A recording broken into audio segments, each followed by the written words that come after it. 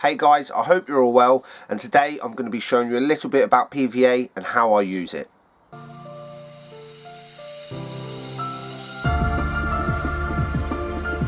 PVA has become a real important part of carp fishing. It has loads of applications and I use it in one way or another in 90% of my fishing. Today I'm going to be putting it through its paces, showing you how I use it and what it actually looks like on the lake bed. Right, so it's going to start off with an easy one. Take your stick needle and just thread a few boilies down. So we're going to make a stringer here. So just go with 4 on there. So it just becomes very easy to cast. The more you put on, the more harder it's going to be to cast. Unless you're using a boat, of course, you can put as many on as you want then. Okay, so we've got 4 on there. Just going to pull that out, make a little loop, and just close the gate latch on the needle. Pull one down so it just locks it into place, and then just go ahead and pull all 4 on there. Trim off that excess, and you end up with something that should look a little like that. So you've got 4 freebies that are going to end up being around your hook bait, plus you've got a nice little loop there to just thread onto your hook, and that'll melt, and like I said, it'll just leave a few freebies around your hook. So that's the first one. PVA stringers are simple to make but very effective for getting a few free offerings close to your rig. Not very good for casting, so we'll only use this method when fishing in the margins or close to the bank. The next one, I'm just going to show you how I tie a tight PVA mesh bag. So you just start by putting your bait in. In this case we're just going to use some pellets, get a little bit more in there. Just pull off your excess, okay, and then just proceed to just start spinning that and just make it as tight as you can by hand, and then just clamp that in your finger, tie an overhand granny knot, and this is the bit that makes it really tight. So you've got your loop and you've got your excess there. Just grab that knot, pull that down, and that will keep it nice and tight. So using PVA mesh is a great way of catching fish. It can be filled with all kinds of different bait. As you can see, once dissolved, it leaves a mouthful of free offerings of your hook bait in the centre, ready for any hungry carp to come along and pick it up. The only downside to using this method is that it limits your casting, but it's great for using in the margins and up to around 50 yards. Moving on, we are going to tie a stick now, PVA stick. So just put your desired stick mix in there. Just 2 scoops normally I use.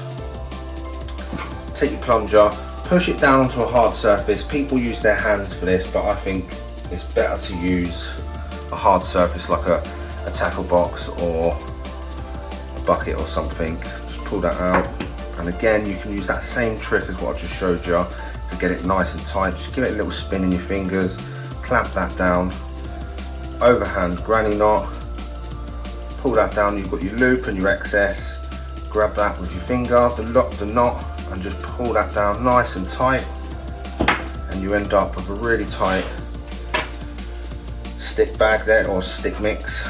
Take your stick needle, push that through, take your rig, and you're going to have some kind of loop in there to pull that down. So we'll put that over the gate latch, just pull that over, pull that down inside itself, and then what you do, so you end up with something that should look a little like that, and now you can bury that hook inside the stick mix. That does 2 things for you.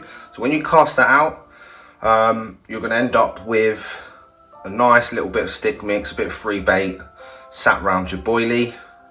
And also it masks your hook point. So if you cast out and you're on a bit of leaf or a bit of stick on the bottom, that's going to melt and it's just going to leave your hook sitting nice and pretty.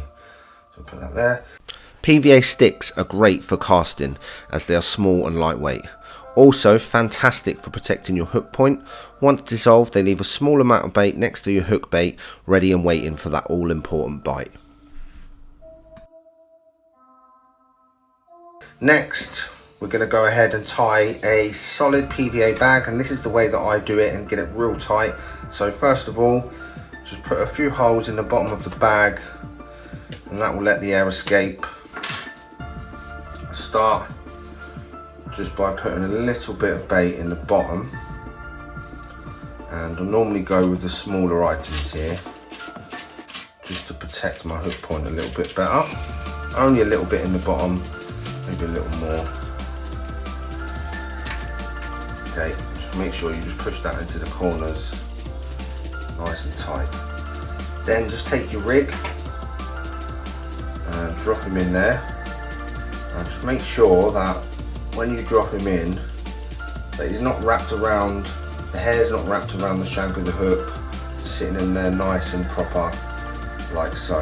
Okay, then what I like to do is just put my lead in as well, but not all the way down to the bottom. I like a bit of separation between my hook and my lead, but what I like to do is just put him in the bag roughly where I hope he's going to end up. So just clamp him in your fingers, and then take your scoop and just start filling up the bag, but just still keeping hold of the lead. Okay, just make sure you always keep hold of that lead. Just give it a little shake, and there you go. Now you've got a little bit of distance between the hook and the lead, and then what you want to do is just fill the rest of that bag up. Oh.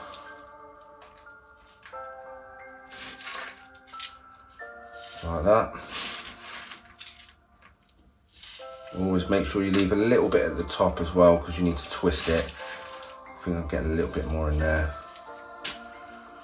Okay, so then before you do the twist, just give them a little tap so it just fills up the bag. And the beauty of it is, if you're using multiple sizes, so there's 6 mils, there's 1 mils in there, pellets, it fills up the bag evenly and you don't have any spaces in there. And that's the key for tying a solid bag actually real solid.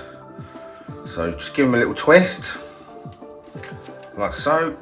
Take your PVA tape, just go around a few times, not too many though, because bear in mind that take a lot longer to melt than the rest of the bag.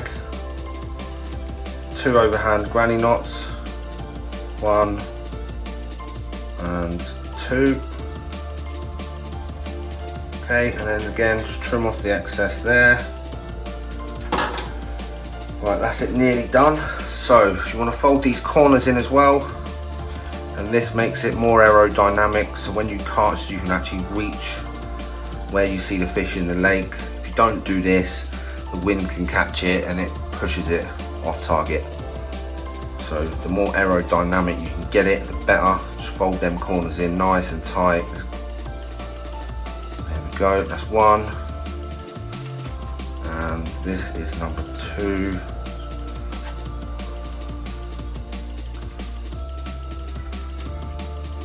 There we go. What I like to do is just cut a little slot down one of the sides, just making sure the leader's out of the way, and then you can fold your leader down into that slot, and that way you can cut this top really, really tight.